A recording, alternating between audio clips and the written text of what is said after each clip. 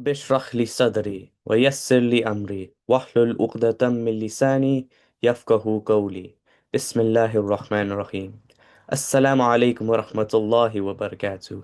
Peace and blessings be upon you all, brothers and sisters, and welcome to today's introduction of a new series to the Salaam Youth YouTube channel called Salaam Reflections. In this series, we'll be looking at a specific verse in the Qur'an, looking at its meaning, its deeper meaning, and how it can apply to the young people of today. Inshallah ta'ala, we will be looking at Surah Yunus, chapter number 10, verse number 12 today, which I thought was a very relevant verse in terms of how short-minded not just young people, but humanity can be, and how we always are desperate for some sort of support in times of hardship. However, when things are going well, we seem to forget the source of where we went to when we were in hardship, and we seem to just return to our old ways, not see any sort of improvement.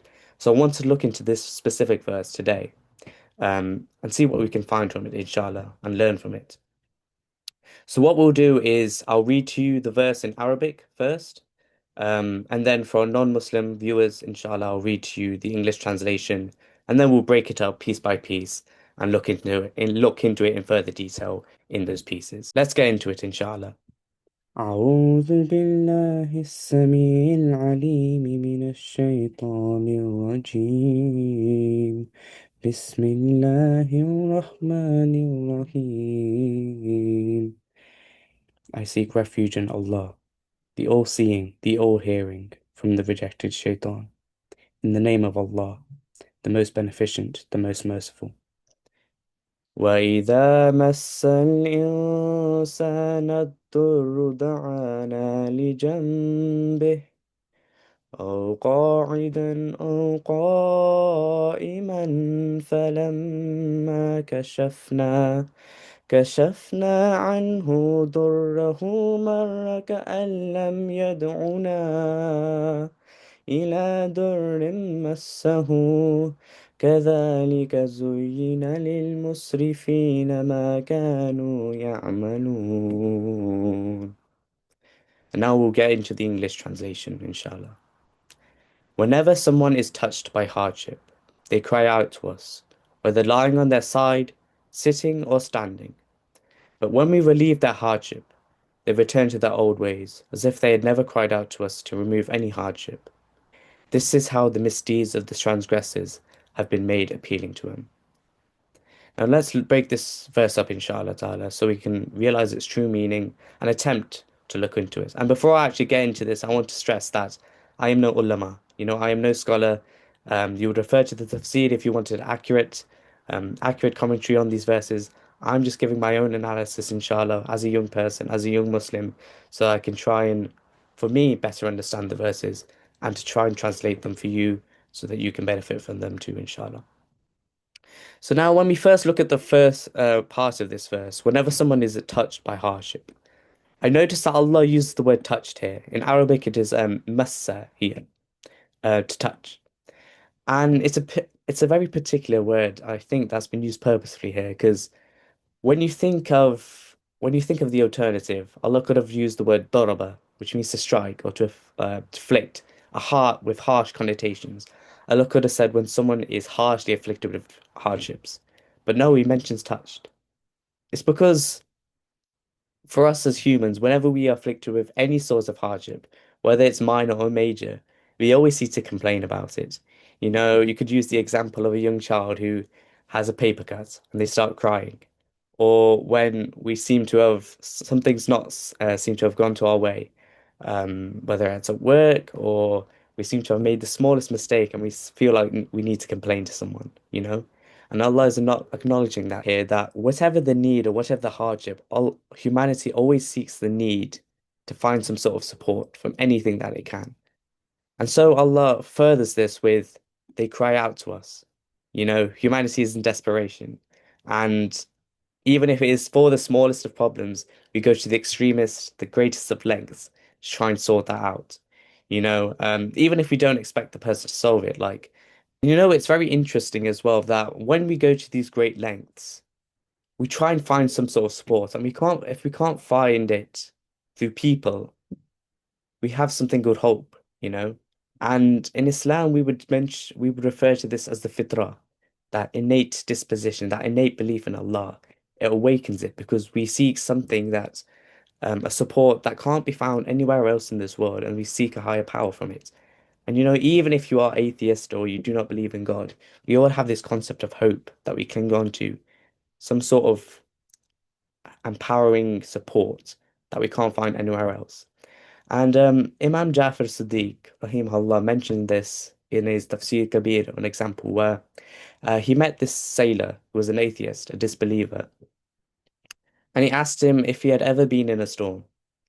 And the sailor affirmed yes. And then went on to describe how his ship was wrecked, and all he had was a plank of wood, and he was stranded on sea, and he was hoping to cling on to that piece of wood, so that he could get to shore, and he did as well. And Imam Jafar had responded to him and asked him, "Who was it that you were hoping to, or what was it that you were hoping to?" And so the sailor remained silent because, there was no other person there at sea with him, no the creature, no the animal that could have helped him. So what was it that was he hoping for? And so ultimately that is Allah, you know. Even if we do not accept it ourselves with our conscious, with our aql, with our rational mind, it is something that's present in our qalb, that's always going to be there, you know, that sense of Allah, that understanding of Allah. And in reality, it is our nafs, our desires that cloud that fitrah. But it's moments like these, in moments of extreme need, that that cloud starts to clear up. We start to see, start to reach out to that prime destination, the haqq, the truth, and we start to tap into that fitrah that's inside of us. So now Allah continues this verse with saying, whether lying on their side, sitting or standing, referring to how um, we could be in any condition and we will still try and seek help, whether on our side, sitting or standing. So whether we're in laborious tasks or if we're just relaxing, in all sorts of conditions, humanity will try and find help when it is in need. And so, in a religious context, when we fall to sin or we find some sort of hardship, we call out to Allah for help, because we can't find it anywhere else. And that is the prime time for us to increase our iman, to increase our faith, because that is when we are connecting to Allah and asking Him for help. You know, we are calling out to Allah, we are worshipping Allah. It's a form of ibadah within itself. But then Allah mentions, but when we relieve their hardship, they return to their old ways, as if they had never cried out to us to remove any hardship before. And we find this is true even without God and in a human context, in a worldly context. Let's say if we refer to the example we did before of a child, they get a cut, their parents put plaster on it, and then soon after you see them returning to the task where they got their paper cut. It's as if they never learned anything better, you know, they just return to their old ways. And it's intrinsic quality, because we think that once that hardship is over, we have no need of support anymore because our grievances, they're resolved. So, we could just return to what we wanted. And we can apply this to the spiritual context as well. So when we fall to sin and we seek Allah's forgiveness because of the consequences that we're going through, whether it's depression or heartbreak or any of these things, soon after, when Allah has relieved us of that pain, we find it not too difficult to turn back to it because we follow our nafs, Our nafs get the better of us. And once again, it's our nafs, our desires that cloud our fitrah. And so we think, maybe it'll go different this time, Maybe I won't feel this pain again. Maybe it'll go better. Maybe I'll feel that love or that affection or that attraction for a longer period of time, and I won't need to turn to Allah anymore. But then again, we fall to that sin. And it's just that continuous cycle. And that cycle will be continuous until we learn to be grateful for Allah. And that's what Allah is referencing here with this bit. But when we relieve their hardship, they return to their old ways as if they had never cried out to us, remove any hardship. This is how the misdeeds of the transgressors have been made appealing to them. Because the only way that we can break this cycle of turning to Allah, we ask for forgiveness. Allah relieves it. But then when we fall to that sin again, then we're back to square one, back to that hardship, back to the depression, etc. The only way we break this cycle is to not only be grateful for Allah during those times of hardship, but to be grateful to Him during those times of ease. And Yani Allah mentions this in other parts of the Quran, such as Surah Ibrahim, verse number 7. If you are grateful, I will certainly give you more. You know, it is with gratitude that Allah loves gratitude. You know, Allah loves for you to be grateful for what He has given you, and He will give you more for it, you know? You don't find that anywhere else, really. Like if you were to be given a gift by someone, and you were to say that you were grateful to that person, you know, you'd find them content, you'd find them happy that they had given that gift to you and relieved that you didn't just throw it away or turn it back into the store, but you wouldn't expect anything more, you know. But with Allah, you find that He'll give you more for it. And in the case of when things are going well for us, we should say, Alhamdulillah. And when things aren't going so well, say Alhamdulillah twice, you know? Because in that instance, it's not what we want, it's us learning to accept what Allah wants is better for us. And it's part of that hikmah, the wisdom of Allah, and trying to trust Allah that whatever He has ordained for us is best for us, you know? And when we can learn to accept that, then we can find contentment. And then we can find gratitude in those times of ease, so that when it comes to those times of hardships, we are much stronger and it's easier for us to deal with those hardships and with its consequences. And the Prophet Muhammad sallallahu alaihi wasallam also mentions in At-Tirmidhi and Asai Hadith, remember Allah during times of ease, and He will remember you during times of hardship. You know, it's that relationship, that open relationship between you and Allah. It's a personal relationship as well. You know, you only get what you put in. You know, if you are grateful to Allah, Allah will be grateful to you.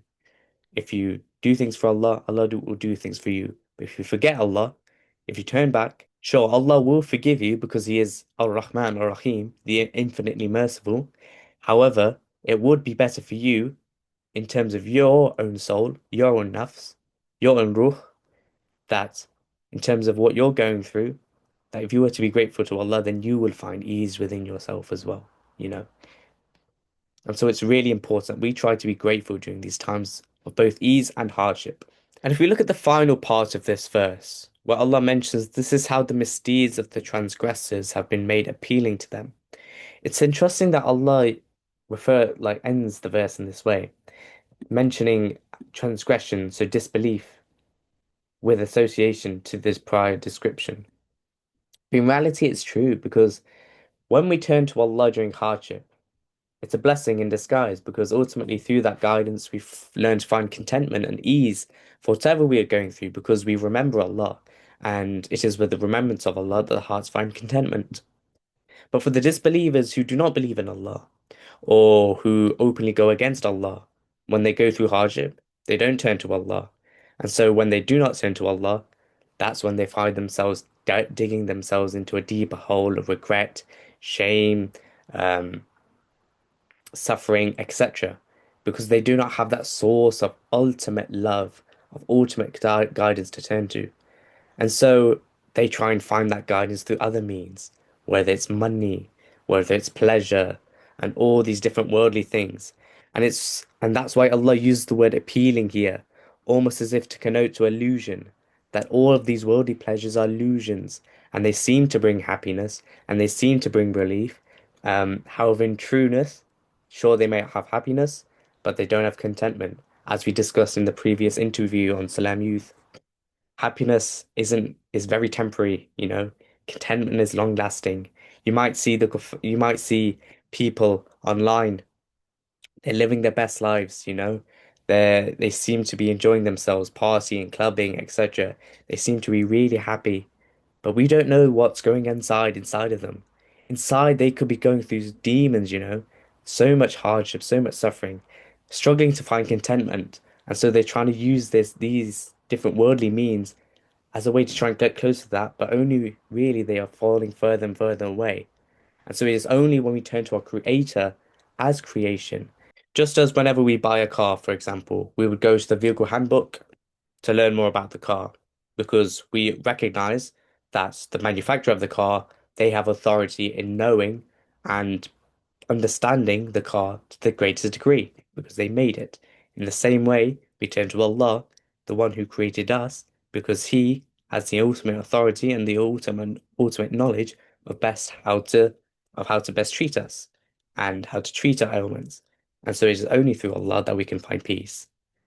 And if I look into the commentaries of other ulama, of other scholars, um, Maulana Muhammad Shafi, he mentions in his Ma'arif al-Qur'an that the roots of this turning away from Allah is because we don't rely solely on Allah.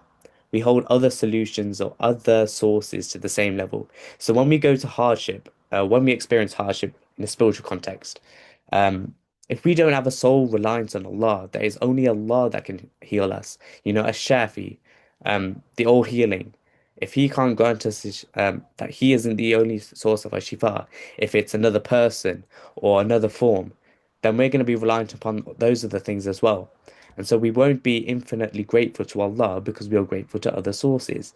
And so it's only when we put Allah as our most grateful source that we can totally rely on Him. And so because He is that source of all goodness, He is Al-Wadud, the all loving, that is the only way that we will be able to tap into that love and find contentment with ourselves. But if we have other sources of gratitude, other sources that we turn to, other sources that we are reliant on, then it's going to be much harder because we're going to have to feed into each of those individual strands of that web of reliance and of gratitude. Whereas it's easier if we just solely rely upon one. And in Taskin al-Quran, Wahidudu Khan uses the simile of a man holding a burning lamp of coal in his hand and thinking that it will not burn him simply because he calls it a red flower, and expresses how we try and justify our misdeeds in beautiful ways to satisfy our mind, to satisfy our akal, that we earn the right, you know? So, for example, when it comes to lying, for example, we try and beautify the lie, sweeten the lie, to make not only others believe it, but for us to believe that it's the truth. But no matter how many words we flaunt as it, how many other lies we might try and apply to that lie, that original lie, no matter what we do, the truth is always going to be the truth and the lie is always going to be lie. The lie will never turn into the truth. And ultimately, one day it will backfire on you, you know? And in a similar principle, it is only Allah that is the sole healer of those wounds, those spiritual wounds, those mental wounds, those physical wounds. And so if we try and replace Allah with something else or someone else, we will never, ever be able to receive the same amount of healing. No matter how much you go through, no matter how much money you spend on therapy or treatment, etc., there is a certain type of healing that you can only get with Allah. And you're never going to get that with anything else.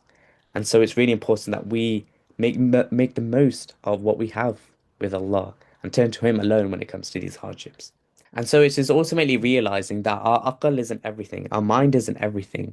You know, we have our qalb, our spiritual heart as well, the source of our morality. If you look into Islamic psychology, you know, modern psychology is all about the human brain and how it connects the whole body and how um, trying to understand that and how it is the source of all intellect, rationality, etc.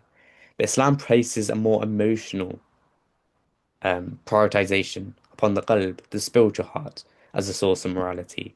Because this is something that the majority of ulama agree is that the aql is a function of the qalb, meaning the mind is reliant upon the heart. You know, even if you look at, I think it's like neuropsychological studies and stuff, there's about 40,000 neurons in the heart alone, independent of the human brain, you know neurons that can bypass the human brain as well. So there's that element to the heart that we cannot ignore, you know. And so it's really important that we not just rely upon on our rationality when it comes to making decisions, when it comes to trying to find solutions, but we try and find a more emotional response because we aren't just our binary abstract robots. We are emotional humans, you know? And don't be afraid of that, you know, that emotional aspect. You know, sometimes you find it with extreme masculinity, for example, this dismissal of human emotion. Yani, this is a contradiction of the human itself, you know? It's important that we tap into that emotional element of us humans because that's ultimately what gives us satisfaction and contentment. If we try and neglect that and become binary robots, you know, we're never going to find contentment or peace. We can't always solve emotional problems with rational means, you know. Yani, let me give you an example. Let's say if I was to give you a red apple, right? And before you'd never have tasted a red apple before.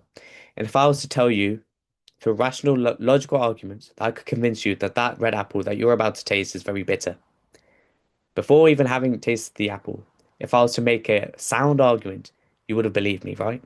If my argument was convincing enough.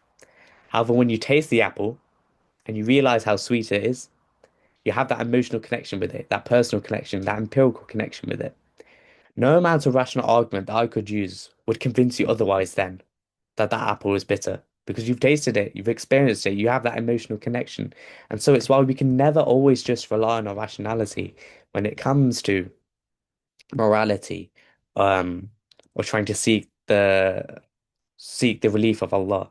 You know, we need that emotional presence, that emotional connection.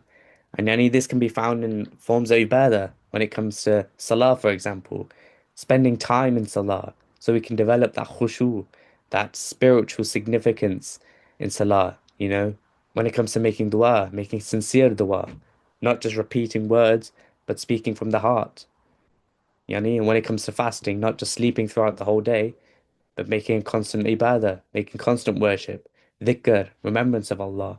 All of these things, they have emotional roots to them because it's that emotional root that blooms into that beautiful tree where we can reach Allah, you know?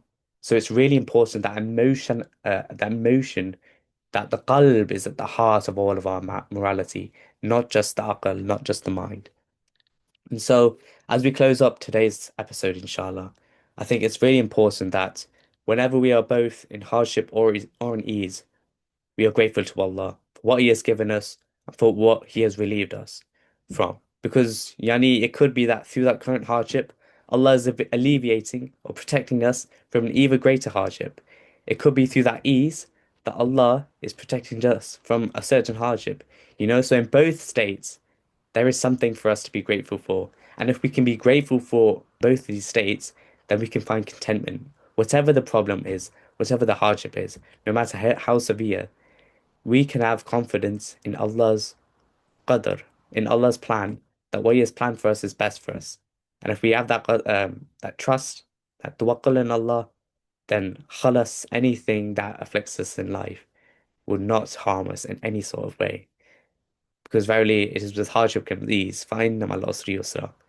And so, no matter what ease or hardship, be mindful of Allah, and Allah will be mindful of you.